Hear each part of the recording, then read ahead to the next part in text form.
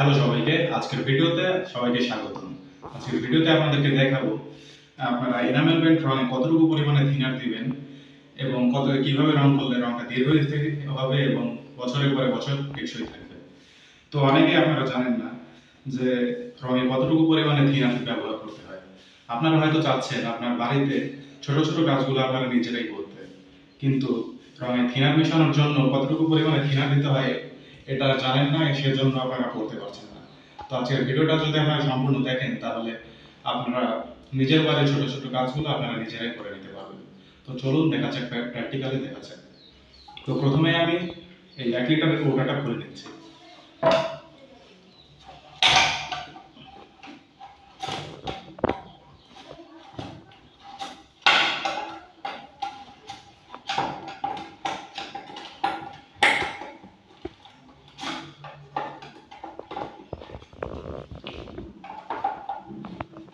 এই শালা খুলে দিলি খুলতে করে সামনে।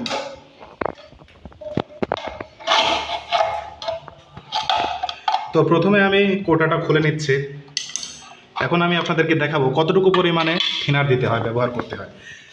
তো সামনে আমার চেহারার সামনে আপনারা যদি 1 লিটার রং ব্যবহার করতে চান তাহলে আপনারা 1 লিটার রঙের মধ্যে কতটুকু পরিমাণে থিনার দিবেন। তো 1 লিটার রঙে বা 1000 গ্রাম রঙের মধ্যে থিনার ব্যবহার করতে হয় সাধারণত 20 থেকে 25 গ্রাম। খুবই সামান্য ব্যবহার করতে বলছি কারণ আপনারা যদি রঙে বেশি পরিমাণে তারপিন ব্যবহার করে ফেলেন তাহলে রঙটা অনেক পাতলা হয়ে যাবে, এতে আপনারা রঙটা ব্যবহার করতে অসুবিধা হতে পারে। সেজন্য আপনারা খুব কম পরিমাণে থিনার ব্যবহার করার চেষ্টা করবেন। তো আমি এখানে থিনার দিয়ে নেব। আমি খুবই কম পরিমাণে দেব, 20 থেকে 25 গ্রাম। আমি এর চাইতেও কম ব্যবহার করছি কারণ আমার এত দরকার নেই, আমার কাছে অনেক রং আছে। তো এরপরে আপনারা রংটা খুবই ভালোভাবে মিশিয়ে নেবেন। 2 থেকে 3 মিনিট পর্যন্ত আপনারা খুবই ভালোভাবে ঘুটে মিশিয়ে নেবেন এইভাবে।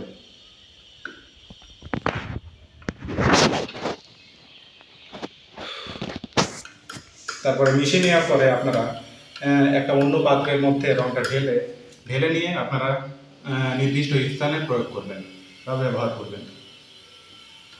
তো ব্যবহার করার নিয়মটা হচ্ছে আপনারা যেটা রং করতে যাচ্ছেন সেটা খুবই ভালোভাবে ঘষে নেবেন। ঘষে নেওয়ার পরে আপনারা খুব ভালোভাবে পরিষ্কার করে নেবেন যাতে ধুলাবালি না থাকে কোনো প্রকারে।